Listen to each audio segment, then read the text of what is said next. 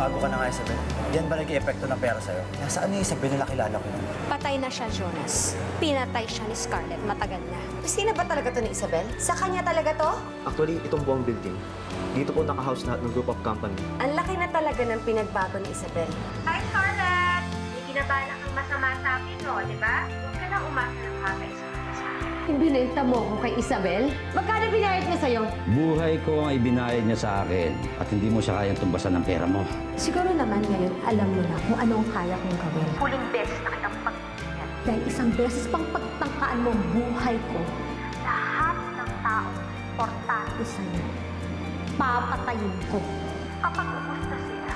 Ikaw ang papatayin ko. Mga ilang linggo ka nang hindi ginugulo ni Scarlett. Iisip ko tuloy kung sobrang bait mo o sobrang vicious mo. Kulang pa yun, Benedict. Gusto ko, maranasan niya yung takot na wala siyang kakampi. Huwag mong sabihin na ang gagawin mo rin si Jonas sa kanya. Bakit nagsiselos ka? Ang sinasabi kong kakampi ni Scarlett ay ang pera. Kapag wala siyang pera, wala siyang kapangyarihan. At yun ang dapat mawala sa kanya, ang pera.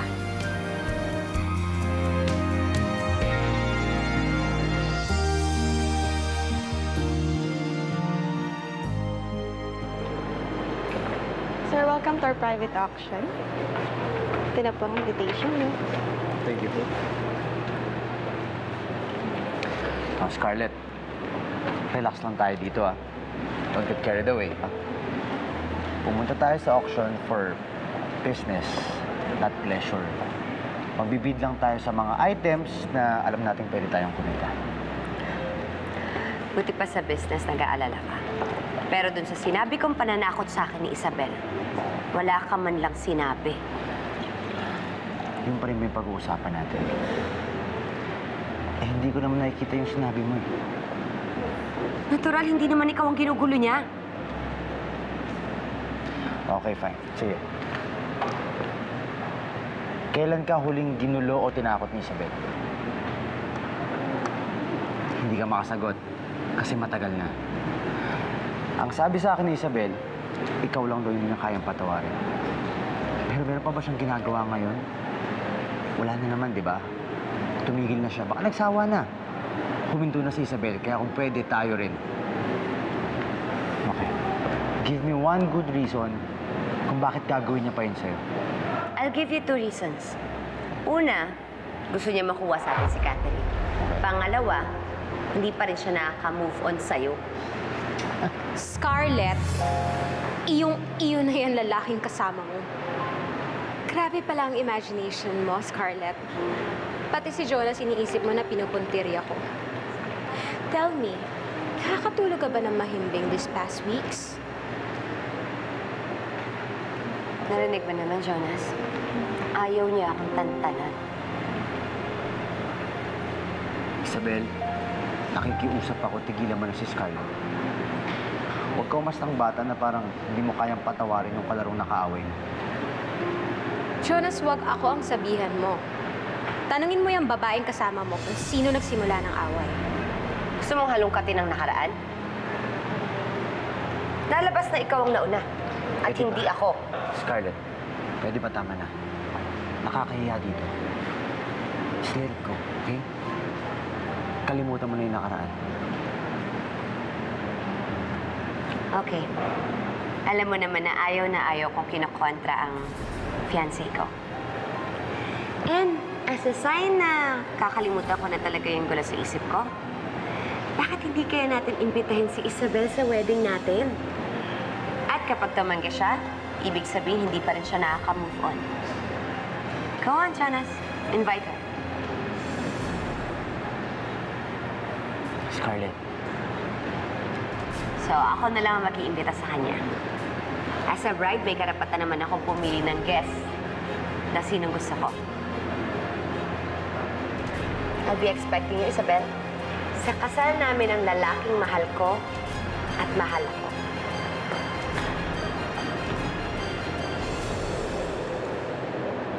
Wala na akong nararamdaman ni Katiting kay Jonas. Sinira niya ang tiwala ko sa kanya. Kasabay ng lahat ng nararamdaman ko sa kanya.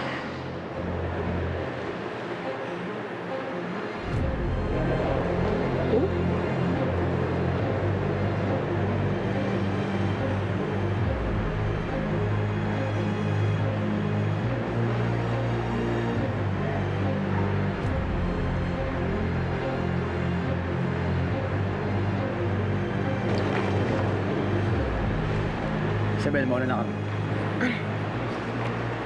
Let's do what we came here for. Umpisa na ng agawan, Isabel. Ng auction, ng bidding, ng agawan natin sa mga items. Handa na ako makipag-agawan sa'yo. At hindi ako magpapatalo. Ako rin. Kaya nga ako pumupunta sa mga auctions. Kasi lagi ako nananalo. Dahil hindi ako nauubusan ng pera. Ako rin. Let's go, Scarlett.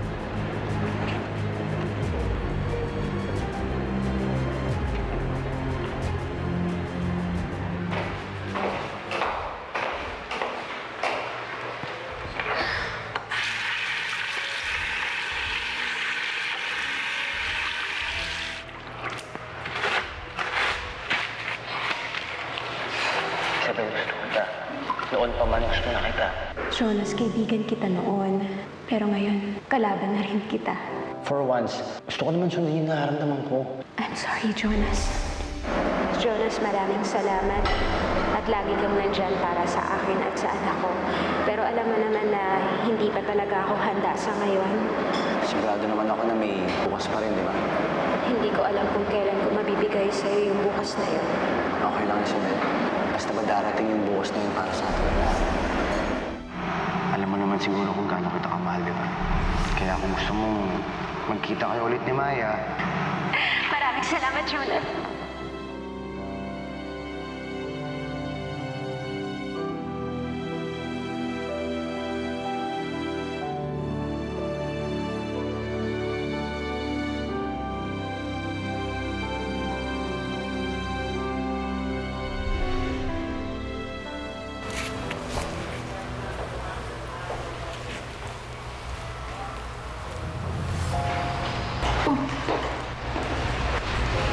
CR to ng babae. Mamaya may makakita sa'yo dito. Wala yan. Ikaw lang naman ang iniisip ko eh. Okay ka lang ba? Yeah, I'm okay. Hindi ako naniniwala. Kilala kita, Isabel. Malamang sasabihin mo na wala na sa iyong nakaraan. Pero yung makita mo yung magkasama yung dalawang tao na nakit sa'yo. Si Jonas na iniwan ka sa ere. At si Scarlett naman yung pinapatay ka. Kahit naman siguro yung pinakamabait na tao, makakaramdam ng galit. Wala na akong matatago sa'yo, Benedict. Hindi ko ipapakita sa kanila yung kahinaan ko tulad ng ginawa nila sa akin dati. Wala ni isang tao makakapanakit sa akin. Lalabanan ko sila ng sabay. Now, that's my girl.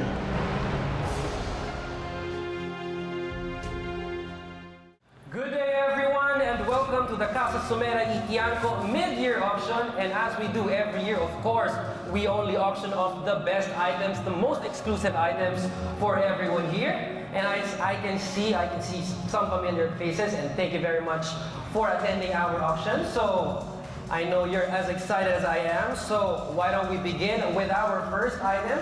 Let's reveal our first item. Our first item is a 1995 oil on canvas 2x3 feet painting by the well-renowned Dominic Rubio. And this very special painting, we will start the bidding at 100,000. Do I see 100,000? That's our first bidder. Anyone going any higher? How about 110? 110 for number 21.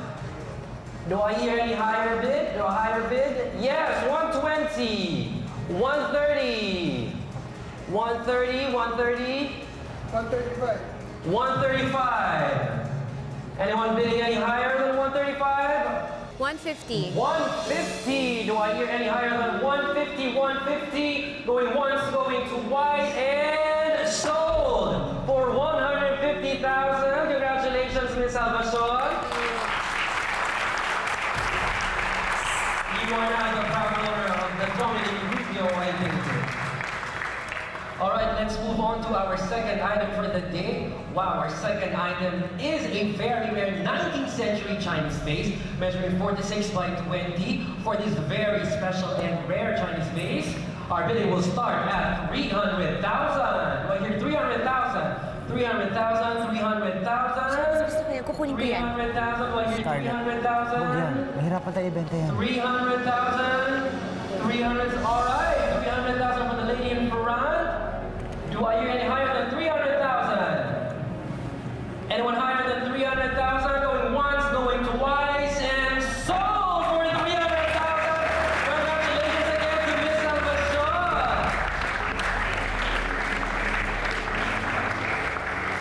All right, our next item is a 20th century ruby gem pendant necklace. All right, let's start the bidding at 600,000.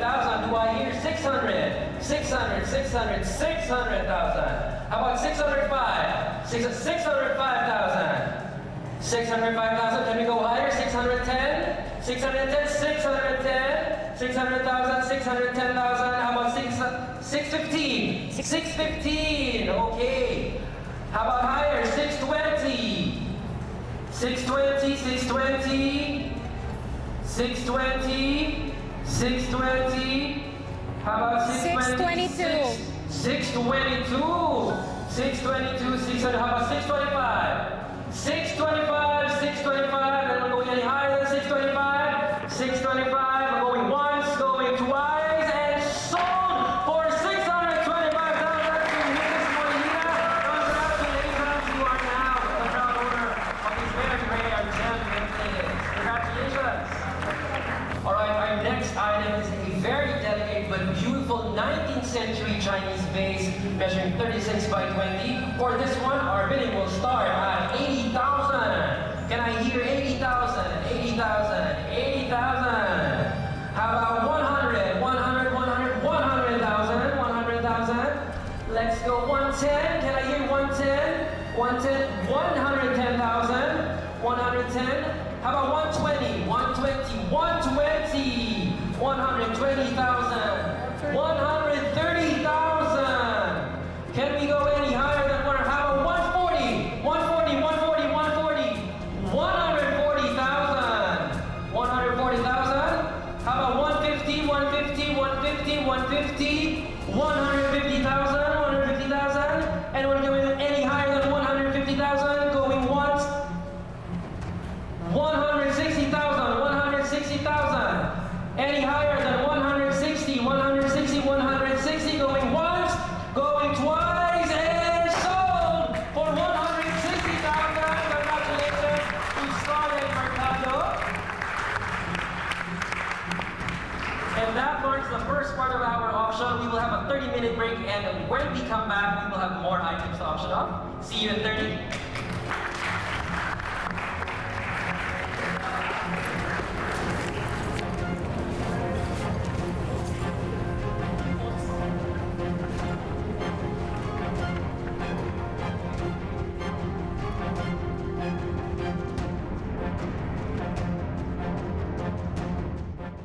Nakakainis talaga. Nananadya siya. Lahat na lang na gusto ko, kinukuha niya. Scarlett, baka naman nagkakataon lang. Hindi ko alam kung nandun ka ba o lumilipad lang talaga yung isip mo. Pag iba yung kalaban niya, pinagbibigyan niya. Pero pag ako, lagi niya akong pinapangga. Ang ganda nitong auction, no? Ang daming magagandang items. Don't you think so, Scarlett? Hindi mo ba nagustuhan or nagtitipid ka? Kasi naalala ko kanina, sabi mo sa akin, hindi ka magpapatalo. Anyway, just enjoy because I sure am. Tingnan lang natin sa susunod na round. May sinasabi ka ba, Scarlett? Ay, hindi, wala. Sabi ko, mahangin dito sa hallway, kaya makita tayo sa taas.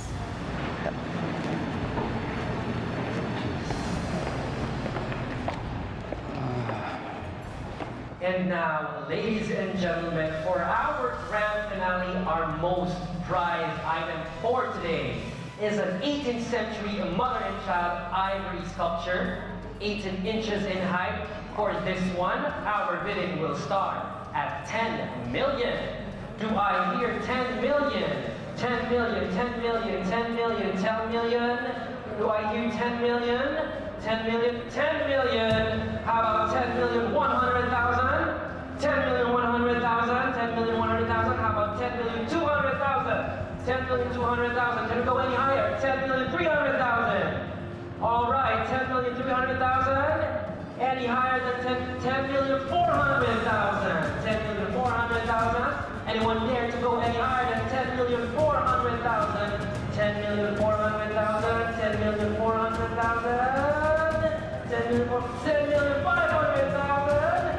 10,500,000. Any higher than 10,500,000, remember, this is our most about 10,600,000. Jonas, huwag ka mag-alala. Dahil habang busy ka sa pag-inom kanina, nakakuha ko ng idea. Merong buyer na naghahanap ng item na to. 10,800,000. Kung makalala, may bebenta ko ito sa mataas na presyo. 10,800,000. Anyone higher? 11. 11 million! 11 million! Any higher than 11 million? 11 million, 11 million. Going once, going twice, and sold for 11 million pesos! Congratulations to Miss Scarlett Mercado!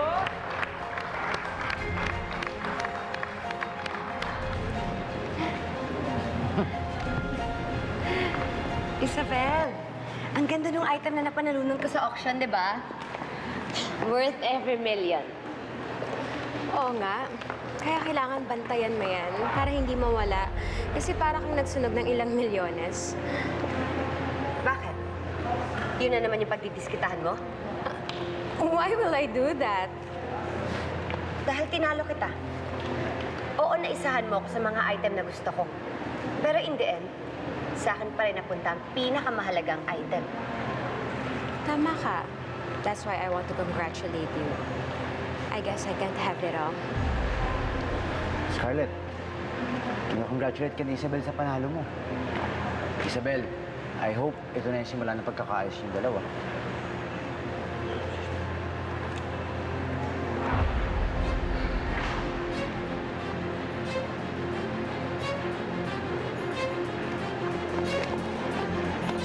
Tandaan mo yung sinabi ko sa'yo. Mukhang mahal na mahal mo naman si Jonas. Alagaan mo siya. Wala, ayaw mo naman makita siyang bangkay sa harapan mo, di ba?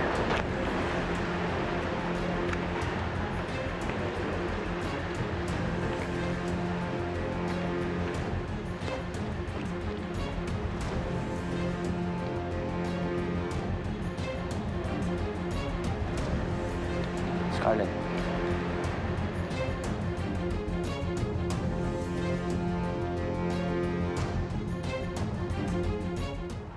Walang gagalaw nito ni isa sa inyo.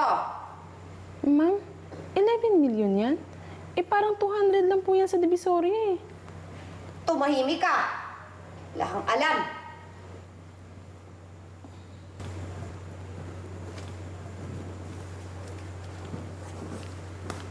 Scarlett, mukha nga yatang sumobra ang bayad mo. yan nga ho yung sabi ko sa kanya kanina eh. Like what I've said, merong bibili nito. Maghintay lang kayo. Just trust me.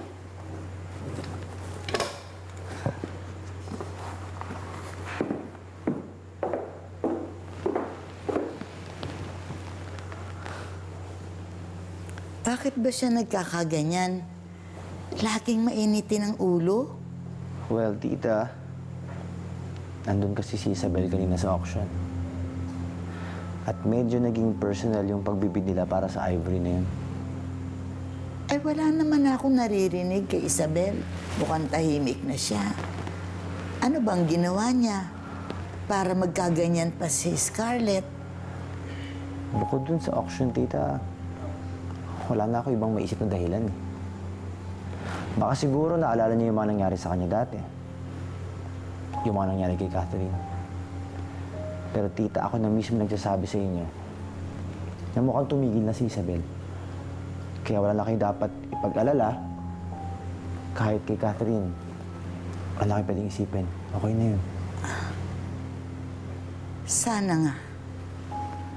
Gusto ko talagang sumama sa inyo sa BGC. But I can't.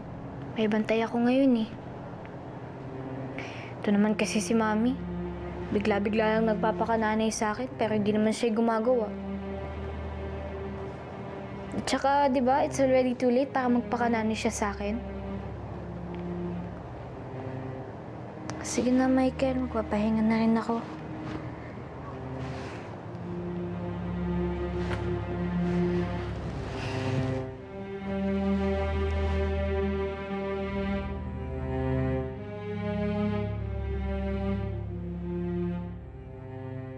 Sure, i-reserve ko para sa'yo. Itatabi ko na rin just to be sure. Napaka-valuable nito. Alright, I'll see you next week, ha? Pati ba naman dito bit-bit mo yan? Mahirap na. 15 million kaya ang halaga nito. 15? Akala ko ba 11 ang pagkakabili mo? Well, thanks to me, naging 15 million na siya. May bibili na nito sa akin next week. Siya yung kausap ko just now.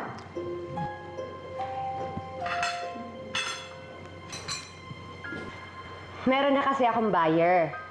Pero kung kukunin mo sa akin ang mas mataas na presyo,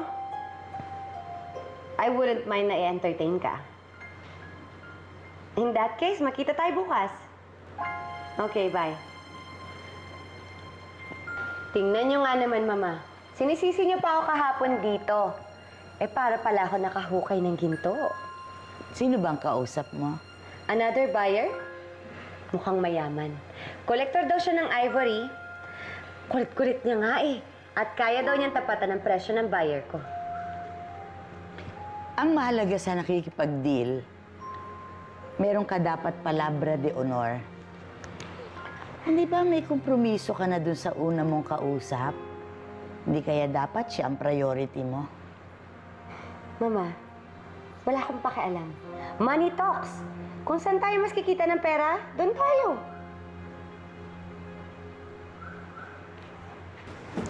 Mami, payagan mo na akong lumabas, please.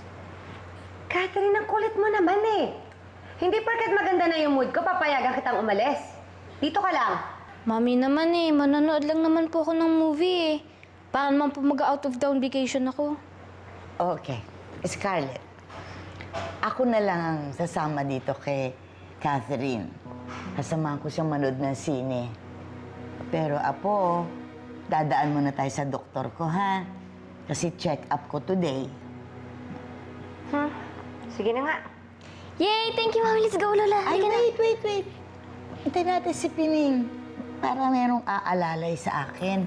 Eto namang apo kong to, excited na kaagad makabanding ang lola niya. It's not that. Baka lang po kasi mag-start na yung movie pagdating natin dun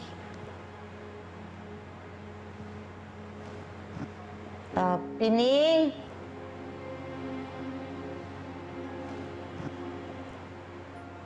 Senyora, alis na po ba tayo? Oo, tayo na. Sige po. Alalayan mo ako. Lola. Mama, kayo na pong bahala kay Catherine, ha? Tayo na. Bye.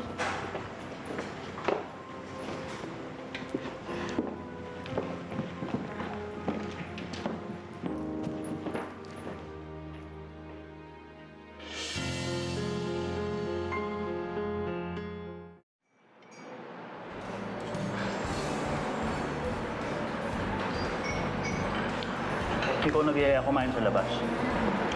Pero halos hindi mo ginagalaw yung pagkain. Okay ka lang ba? Wala. Disappointed lang ako na nanalo si Scarlett dun sa last item ng bidding kahapon. Isa lang naman na ipanalo no. Hindi ka tulad mo.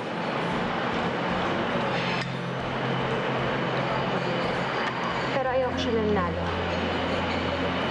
Gusto ko siya umuwi ngayon ng talunan. Lagi na lang akong talunan sa dati yung ginagawa niya sa akin.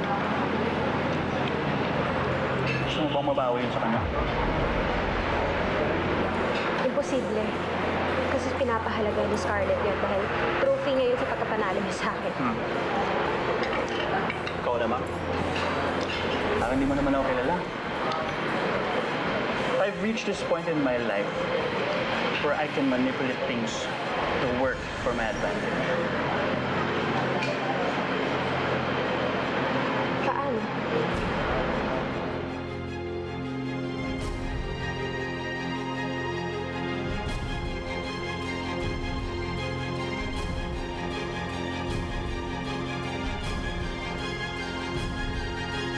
Ang tagal nila hindi nakikita. Alam mo pa ba yung itsura niya ngayon? Baka mamaya, nakakasalubong natin siya pero hindi mo na siya mamumukhaan. Matagal ko nang natanggap na hindi ako yung nanay ng bata. So what for? Benedict, huwag mo sabihin na papatulan mo yung bata. Hindi naman. Tatanggal ako ng yabang yun. Batang yan.